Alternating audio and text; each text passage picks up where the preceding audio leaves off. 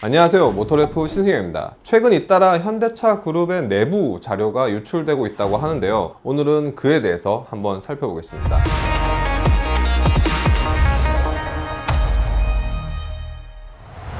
현대차 그룹에서 최근 기업 내부 정보가 유출된 사례들이 굉장히 많은데, 하나하나 좀 짚어보자면 올해 1월 현대차 러시아 법인에서 130만 명의 고객 개인정보가 딥웹에서 판매됐습니다. 현대차와 기아차, 아랍에미레이트 법인에서 유출된 데이터는 다크웹에서 판매된 것으로 드러났고요. 그리고 미국에서는 현대차와 기아차 뿐만 아니라 현대글로비스와 현대오토에버 등도 관련 자료가 몇 차례 다크웹에 올라온 것으로 확인됐습니다. 이 미국에서는 고객 정보는 물론 직원들의 전화번호와 이메일 백업 자료, 그리고 은행 거래 기록, IT 및 보안 조직도와 보안 관련 내부 문서, 그 외에 해외 법인 실적 보고서 등이 다크웹에 올라왔습니다. 특히 미국에서는 자료 유출 건 외에도 기아 유보와 기아 커넥트 등 모바일 앱이 공격을 받아서 마비된 적이 있는데요. 이와 관련해 현대차 그룹은 앞서 1, 2월에는 현재 시점에서 랜섬웨어 공격을 받았다고 할 근거가 없다고 밝혔지만, 이달 들어 최근에는 그 입장을 번복했습니다. 한 관계자는 해외 일부 법인이 해킹 공격을 당한 것은 맞지만 내부적으로 그리 심각한 문제는 아니라고 판단 중이라며 답변을 했습니다. 물론 이번 답변에는 앞서 말한 여러 문제 중 어느 것이 유출이고 어느 것이 해킹이라고 명확하게 밝히지는 않았습니다. 어쨌든 일부가 해킹을 당했다는 것만 인정한 셈이죠. 먼저 많은 분들이 아시겠지만 이 다크웹에 대해서 간략히 짚고 넘어갈게요. 이 다크웹이라고 하면 일반적인 네트워크가 아니라 특정 프로그램이나 접속 허가가 있어야 들어갈 수 있는 숨겨진 네트워크를 말합니다. 정부 기관의 감시나 규제, 검열이 쉽게 이루어지지 않는 일종의 암호화된 지하 네트워크라고 볼 수 있는데요. 추적이 쉽지 않기 때문에 단순히 익명성을 보장하는 것을 넘어 각종 범죄 행위가 이루어지고 있습니다. 이 딥웹은 다크웹을 포함한 일종의 포괄적인 개념인데, 사내 인트라와 같이 관리나 보안 때문에 쉽게 접근할 수 없는 특정 네트워크를 모두 지칭하는 말입니다. 일반적으로 검색 엔진에서 찾지 못하는 웹페이지가 그에 해당되겠죠. 이 다크웹은 딥웹 중에서도 기술이나 프로그램을 가진 특정 소수나 허가된 사람만 접속하기 때문에 조금 더 깊게 파고들어야겠죠. 이번 주제는 IT 보안 전문가 한 분을 모시고 간단히 인터뷰 형식으로 진행해 봤습니다. 네, 먼저 랜섬웨어 감염에 대해서 좀 가볍게 설명해 주세요. 랜섬웨어는 악성 프로그램 같은 건데요. 이 프로그램이 어떤 걸 하냐면 컴퓨터에 있는 중요 문서라든지 이미지 등 이런 파일들을 암호화를 합니다. 암호화를 해서 일정 시간 안에 이걸 풀지 못하면 영영 아무도 못 풀게 하거든요. 하루나 이틀 정도 장시간에 걸쳐서 티가 안 나게 몰래 작업을 하는데, 암호화가 다 진행되면 보통 바탕화면에 파일이나 팝업 창을 노출합니다. 그 파일을 열어보면 이제 요구사항들이 있는 거죠. 최근에는 비트코인이나 가상화폐를 요구하는 경우가 대부분이고요. 그래서 협상에 응하지 않으면 이 암호화된 파일들을 풀 수 없게끔 조치를 취하는 게 보통 대부분의 방식입니다. 기업마다 다르긴 한데 일부 기업들은 꼭 필요한 자료에 대해서 대가를 지불하고 파일을 복구하기도 하는데요. 근데 가끔은 복구를 못하는 경우도 있어요. 뭐랄까, 한글 파일이나 프로그램이 좀 특별한 파일의 경우에는 파일 복구를 해도 돌아오지 않는 경우가 있고요. 아니면 임의로 복구를 시도한다던가 해커 조직이랑 다른 방법을 써서 시도를 했다가 못 푸는 경우가 있는데 그러면 날아가요. 그렇기 때문에 이런 문제가 생긴다면 정말 조심해서 접근해야 됩니다. 이 중요 파일 같은 경우에는 돈을 주고 비트코인을 지불하더라도 결국에는 푸는 경우가 많다는 말씀이죠. 네, 그래야겠죠. 아무래도 꼭 필요하다면요. 그래서 대기업들은 이제 중요한 문서나 이런 것들을 개인 PC에 보관하는 걸 일절 금지하고 있어요. 정책적으로. 그런데 이번에 현대차 사태를 보면 본사가 아니라 해외 법인이잖아요. 그러니까 해외 법인에서는 약간 이런 본사에서 지정해 놓은 보안 정책이나 교육이 좀 잘 이루어지지 않았던 것 같아요. 이 현대차 해외 법인은 어떻게 문제가 됐을까요? 이번 같은 경우에는 아마 처음부터 현대차를 타겟으로 삼고 공격을 한 걸로 추정이 되고 있어요. 해당 조직에 있는 담당 직원의 이메일을 통해서 랜섬웨어 파일을 아마 보내지 않았을까 싶고요. 담당자 입장에서는 뭔가 신뢰관계에 있는 기존 거래처라든지 이런 메일 계정을 통해서 보냈을 거라고 저는 생각이 듭니다. 아마 중요 문서 파일이라고 위장을 한 상태에서 랜섬웨어를 심었던 것 같고요. 아무래도 목적은 금전적인 이득인 것 같습니다. 해킹한 조직들이 비용을 받지 못해서 외부 유출이 이루어진 것 같고요. 이 다크웹으로 그 자료들을 유출하는 게 이례적인 상황인 거죠? 네, 그렇죠. 뭐 아마 처음에는 해킹 조직이 협상을 했는데 그게 잘 안 돼서 결국 다크웹을 통해서 외부로 자료를 유출시킨 것 같은데 그 배후에 경쟁사가 있다든가 뭐 그런 건 아니고 단순하게 금전적인 걸 요구했던 것 같습니다. 경쟁사 스파이나 해커면은 그걸 유출해서 넘기지 다크웹으로 흘리진 않죠. 이 최근 현대차 그룹에서 털린 게 한두 번이 아닌데 왜 이렇게 계속 발생하는 걸까요? 최악의 경우에는 이렇게 공격을 당한 다음에도 원인을 못 찾아서 계속 방치됐을 수도 있고요. 아니면 뭔가 해결을 시도한 상태에서 또 공격이 발생한 경우도 있을 거라고 생각은 드는데요. 기본적으로 해외 법인에 대해서 보안 정책부터 좀 확실히 바로잡고 가야 되지 않을까 생각이 듭니다. 이게 법인별로 좀 다르다고 보시나요? 네, 아무래도 본사랑은 좀 다르죠. 시스템적으로도 많이 다를 거예요. 제 경험으로는 아마 본사에 보고를 하지 않고 좀 자체적으로 해결을 해보려다가 일이 더 커진 걸로 좀 유추가 됩니다. 그렇기 때문에 지금 와서는 이제 꽤 많은 파일과 많은 PC가 감염이 된 걸로 생각이 들고 있습니다. 이 랜섬웨어 말고도 피싱 사이트 사례도 있는데요.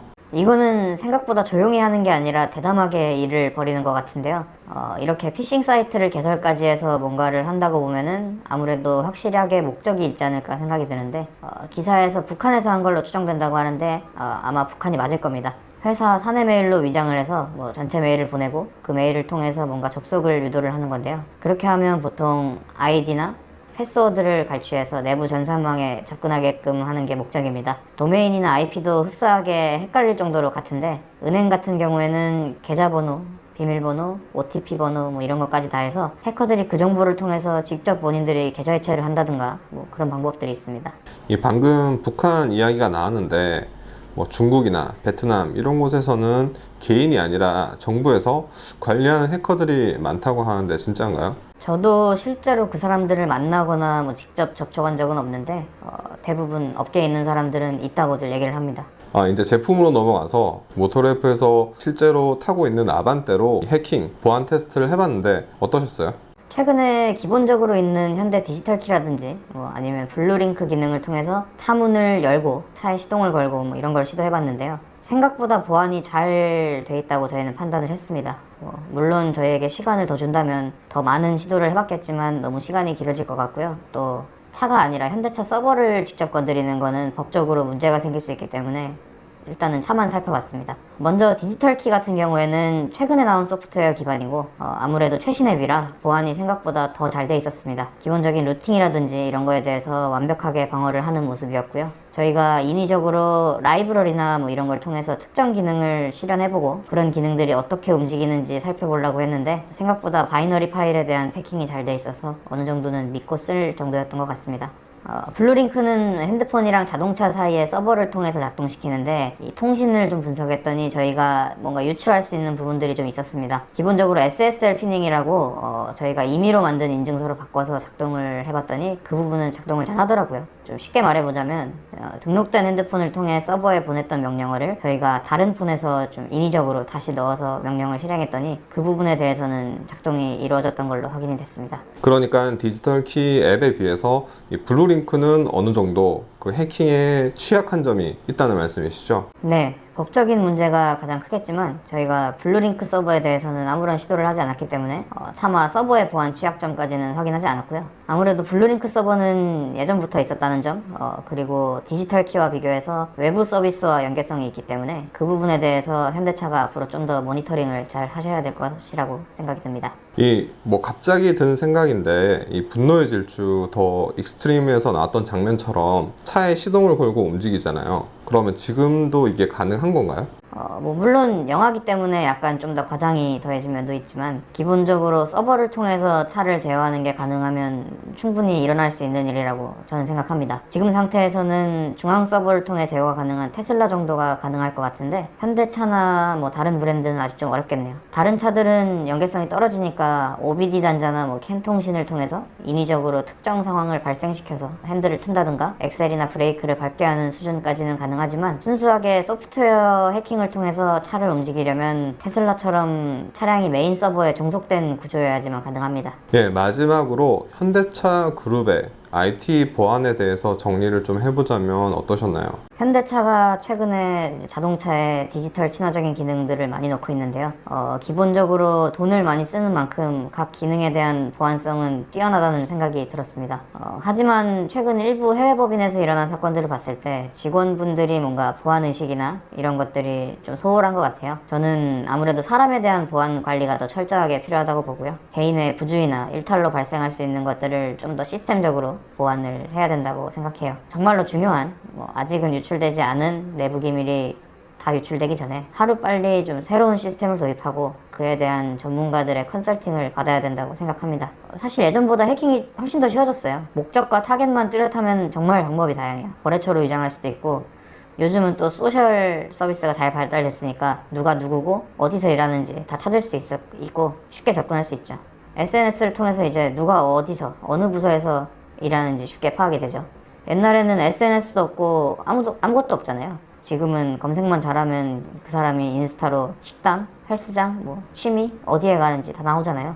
접근을 하기도 쉬워요. 그리고 핵심 임원이나 키맨에게 직접 접근하는 게 아니에요. 인턴이나 직급이 낮은 사람도 기본적인 로그인 정보는 있잖아요. 직급이 낮아도 조직의 일원이라는 게 엄청난 메리트거든요. 다른 부서도 상관없어요. 오히려 사내 보안 정책의 사각지대에 있기 때문에 더 쉽죠. 설마 제가 흘렸겠어? 라고 하는 경우가 꽤 있거든요. 이해관계가 전혀 없기 때문이죠. 아무리 기술이 앞서도 사람을 공략하면은 이기질 못해요. 인력 유출이나 해킹이 아니라 위장 취업으로 시키면 더 쉽죠. 중국이 왜 스파이를 쓰겠어요? 아직 기사만 안 떴지 이런 일이 좀 더 비일비재하지 않을까요? 특히 한국 같은 경우에는 해킹당하고 유출돼도 쉬쉬하고 숨기죠. 이걸 윗선에 보고하면 자기는 집으로 가야 되는데, 그리고 하청업체는 계약이 끊기는데 이거 누가 말하겠어요? 다 사적으로 뒤로 해결하려고 하죠. 경찰에 신고하면 어떤 자료가 유출됐는지 다 말해줘야 되는데 신고할 수 있을까요? 전문가분의 마지막 지적처럼 해킹을 당하고도 숨기거나 쉬쉬하는 사례가 지금 드러난 것보다 더 많을 것 같습니다.